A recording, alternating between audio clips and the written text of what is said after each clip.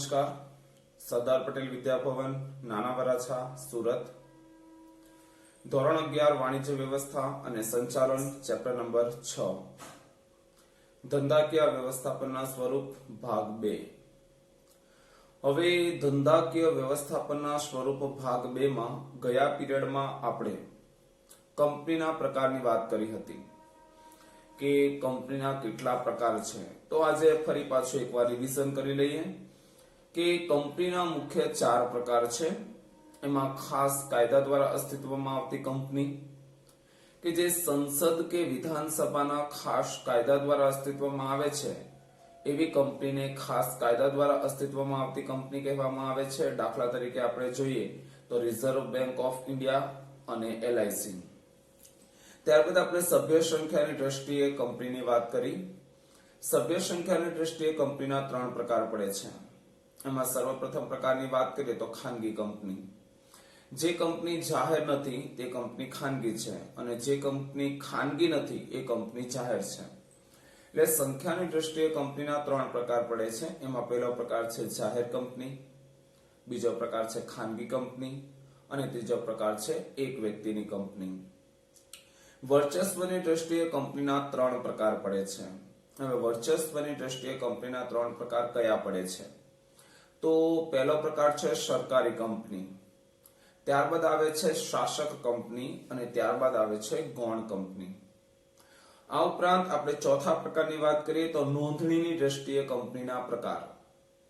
તો નોંધણીની દ્રષ્ટિએ કંપનીના 2 પ્રકાર પડે છે. પહેલો પ્રકાર છે ભારતીય કંપની અને બીજો પ્રકાર છે વિદેશી કંપની. ગયા પીરિયડમાં આપણે ખાનગી કંપની, જાહેર કંપની, એક વ્યક્તિની કંપની અને સાથે સાથે જે જાહેર કંપની છે અને ખાનગી કંપની છે એ કંપનીના પ્રકારની ચર્ચા કરી ગયા.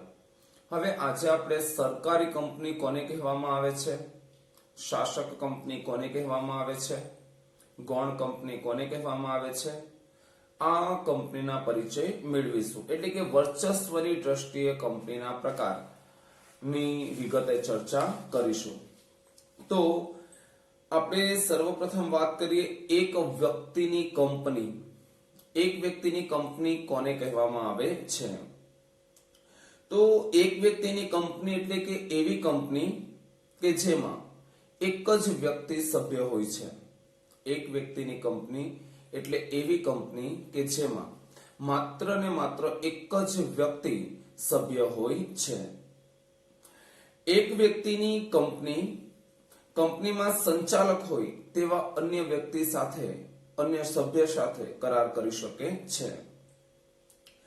એક વ્યક્તિની કંપનીમાં આવી વ્યક્તિની લેખિત સંમતિ લેવી ખૂબ જ જરૂરી છે.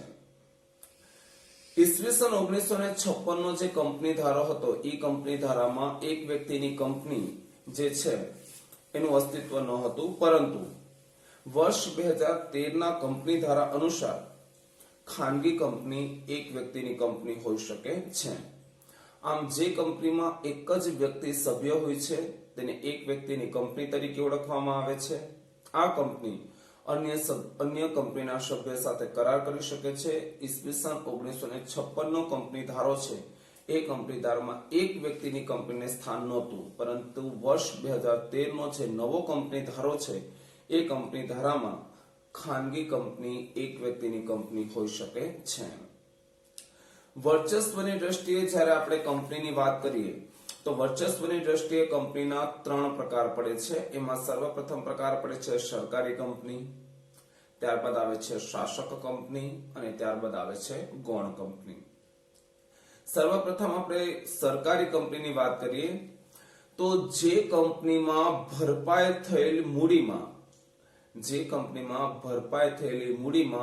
51% હિસ્સો એટલે કે 51% મૂડી કેન્દ્ર સરકારની હોય, રાજ્ય સરકારની હોય, અથવા તો એકથી વધુ રાજ્ય સરકારની હોય, અથવા તો કેન્દ્ર સરકાર અને એકથી વધુ રાજ્ય સરકારની હોય, તો તેવી કંપનીને સરકારી કંપની તરીકે ઓળખવામાં આવે છે.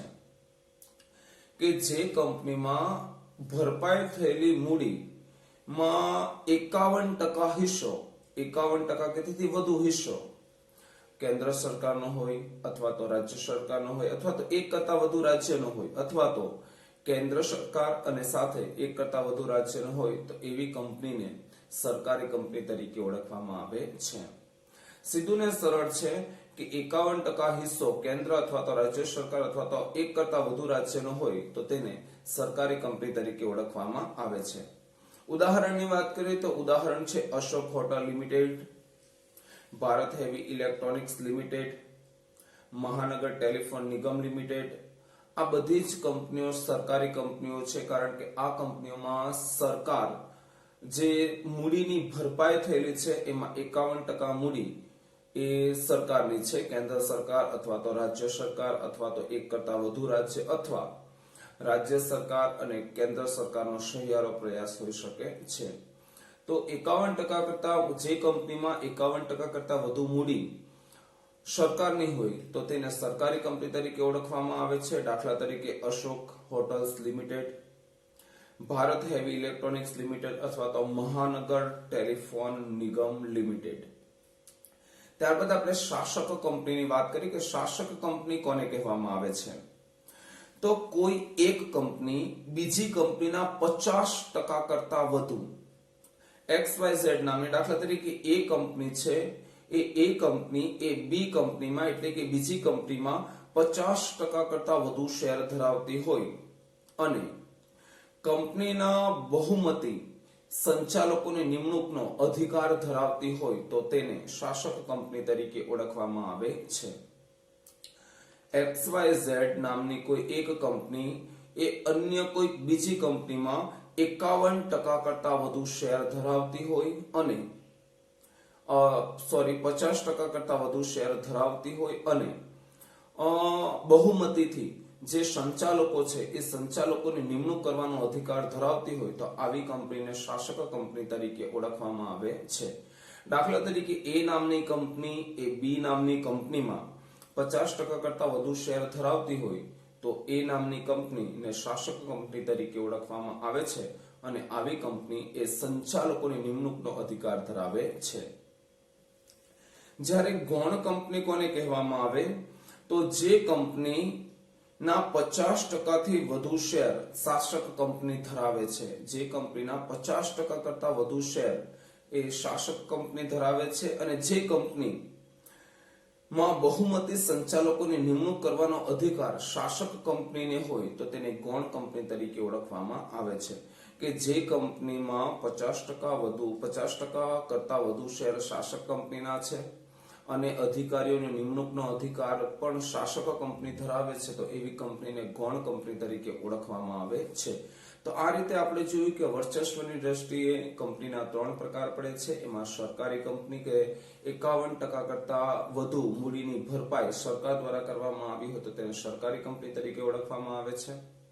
ત્યારબાદ આપણે જોયું કે શાસક કંપની કે એક કંપની બીજી કંપનીમાં 50% કરતા વધુ શેર ધરાવતી હોય તો તેને શાસક કંપની કહેવામાં આવે છે અને શાસક કંપનીને અધિકાર સંચાલકોની નિમણૂકનો અધિકાર છે. તેની સામે ગૌણ કંપનીની વાત કરી કે કોઈ પણ કંપનીના 50% શેર એ શાસક કંપની ધરાવતી હોય અને જો એ કંપનીને સંચાલકોની નિમણૂકનો અધિકાર પણ નથી, શાસક કંપનીને અધિકાર છે તો એવી કંપનીને ગૌણ કંપની તરીકે ઓળખવામાં આવે છે. ત્યારબાદ આપણે નોંધણીની દ્રષ્ટિએ કંપનીની વાત કરીએ તો નોંધણીની દ્રષ્ટિએ કંપનીના 2 પ્રકાર છે. એમાં સર્વપ્રથમ પ્રકાર છે ભારતીય કંપની અને બીજો પ્રકાર છે વિદેશી કંપની. આ કંપનીના પ્રકાર ખૂબ જ સરળ છે કે ભારતીય કંપની કોને કહેવામાં આવે છે અને વિદેશી કંપની કોને કહેવામાં આવે છે. તો જે કંપનીની નોંધણી ભારત દેશમાં થઈ છે, જે કંપનીની નોંધણી ભારત દેશમાં થઈ છે, ભારતીય કંપની ધારો કે પછી સંસદમાં પસાર કરેલા ખાસ કાયદા હેઠળ જો કંપનીની સ્થાપના થઈ હોય તો તેને ભારતીય કંપની તરીકે ઓળખવામાં આવે છે. અને આવી કંપની જાહેર પણ હોઈ શકે, ખાનગી પણ હોઈ શકે અને સરકારી પણ હોઈ શકે છે. કે જે કંપનીની સ્થાપના ભારત દેશમાં થઈ છે, જે કંપનીની નોંધણી ભારત દેશમાં થઈ છે અને કંપની ધારા અથવા તો પછી સંસદ કે વિધાનસભાના કોઈ કાયદા દ્વારા જો કંપની અસ્તિત્વમાં આવી છે તો તેને ભારતીય કંપની તરીકે ઓળખવામાં આવે છે. આવી કંપની ખાનગી પણ હોઈ શકે, આવી કંપની જાહેર પણ હોઈ શકે અને આવી કંપની સરકારી પણ હોઈ શકે છે. તેની સામે આપણે વિદેશી કંપનીની વાત કરીએ તો જે કંપનીની નોંધણી વિદેશમાં થઈ છે તો તેવી કંપનીને વિદેશી કંપની તરીકે ઓળખવામાં આવે છે. જે કંપનીની નોંધણી ભારતની બહાર થઈ હોય પરંતુ અને જેની રજિસ્ટર ઓફિસ ભારતમાં ન હોય, માત્ર ધંધાનું સ્થાન જ ભારતમાં હોય તો તેવી કંપનીને વિદેશી કંપની તરીકે ઓળખવામાં આવે છે. કે જે કંપનીની નોંધણી ભારતમાં થઈ નથી, જે કંપનીની રજિસ્ટર ઓફિસ પણ ભારતમાં આવેલી નથી, માત્ર જે કંપની ભારતમાં વેપાર જ કરે છે તો એવી કંપનીને આપણે વિદેશી કંપની તરીકે ઓળખીએ છીએ. તો આ રીતે કંપનીના આપણે પ્રકાર જોયા કે કંપનીના મુખ્ય 4 પ્રકાર છે. એ 4 પ્રકારની વાત કરીએ તો ખાસ કાયદા દ્વારા અસ્તિત્વમાં આવતી કંપની જોઈએ આપણે, જેના કોઈ અન્ય પ્રકાર પડતા નથી. એના 2 ઉદાહરણ છે. એક તો મધ્યસ્થ બેંક એટલે કે આરબીઆઈ અને એલઆઈસી. ત્યારબાદ આપણે સભ્ય સંખ્યાની દ્રષ્ટિએ કંપનીના પ્રકાર જોયા. સભ્ય સંખ્યાની દ્રષ્ટિએ આપણે કંપનીના 3 પ્રકાર પાડ્યા. એમાં ખાનગી કંપની, જાહેર કંપની અને એક વ્યક્તિની કંપની. હવે ખાનગી અને જાહેર કંપનીના પેટા 3 પ્રકાર પડે છે. એમાં શેર મૂડીથી મર્યાદિત જવાબદારી વાળી કંપની, ત્યારબાદ આપણે જોયું કે બાહેધરીથી મર્યાદિત જવાબદારી વાળી કંપની અને તેની સાથે સાથે અમર્યાદિત જવાબદારી વાળી કંપની. તો આ જાહેર અને ખાનગી કંપનીના 3 પ્રકાર પડે છે. એક વ્યક્તિની કંપનીના કોઈ પ્રકાર પડતા નથી. વર્ચસ્વની દ્રષ્ટિએ વાત કરીએ તો વર્ચસ્વની દ્રષ્ટિએ આપણે કંપનીના 3 પ્રકાર પાડ્યા. એમાં સરકારી કંપની, શાસક કંપની અને ગૌણ કંપની. કે જે કંપનીમાં ભરપાઈ થયેલ મૂડીના 51% કરતા વધુ હિસ્સો જો સરકાર ન હોય, પછી કોઈ પણ સરકાર હોય તો તેને સરકારી કંપની તરીકે ઓળખવામાં આવે છે. દાખલા તરીકે અશોક હોટલ્સ લિમિટેડ. ત્યારબાદ આપણે શાસક કંપનીની વાત કરીએ તો શાસક કંપની એટલે કે એવી કંપની કે જે અન્ય કંપનીમાં 50% કરતા વધુ શેર ધરાવે છે અને સંચાલકોની નિમણૂકનો અધિકાર ધરાવે છે તો તેને શાસક કંપની કહેવાય. જ્યારે ગૌણ કંપની કોને કહેવાય? કે જે કંપનીમાં 50% કરતા વધુ જે મૂડી રોકાણ છે એ અન્ય કંપનીનું છે અને જે કંપની સંચાલકોની નિમણૂકનો અધિકાર ધરાવતી નથી તો તેવી કંપનીને ગૌણ કંપની તરીકે ઓળખવામાં આવે છે. ત્યારબાદ આપણે કંપનીના બીજા 2 પ્રકાર જોયા નોંધણીની દ્રષ્ટિએ. એમાં સર્વપ્રથમ વાત કરીએ તો ભારતીય કંપની, કે જે કંપનીની નોંધણી ભારત દેશમાં થઈ છે અને સંસદ, વિધાનસભા કે કંપની ધારા હેઠળ જો તેની સ્થાપના થઈ છે તો તે ભારતીય કંપની છે. તો ભારતીય કંપની એ સરકારી પણ હોઈ શકે છે, એ કંપની ખાનગી પણ હોઈ શકે છે, અથવા તો એ કંપની સરકારી, ખાનગી અથવા તો જાહેર પણ હોઈ શકે છે. ત્યારબાદ આપણે જોયું વિદેશી કંપની. વિદેશી કંપની કોને કહેવામાં આવે છે? તો જે કંપનીની નોંધણી ભારતમાં થઈ નથી, જે કંપનીની રજિસ્ટર ઓફિસ ભારતમાં નથી, જે કંપની માત્ર ભારત દેશમાં વેપાર, ભારત દેશમાં માત્ર ધંધો જ કરે છે તો એવી કંપનીને આપણે વિદેશી કંપની તરીકે ઓળખીએ છીએ. તો આ રીતે આપણે કંપનીના પ્રકાર જોયા. હવે આવતા પીરિયડની વાત કરીએ તો આવતા પીરિયડમાં આપણે કંપનીની સ્થાપના વિધિ જોશું કે કંપનીની સ્થાપના કઈ રીતે કરવામાં આવે છે, કઈ પદ્ધતિથી કંપનીની સ્થાપના કરવામાં આવે છે. અસ્તુ.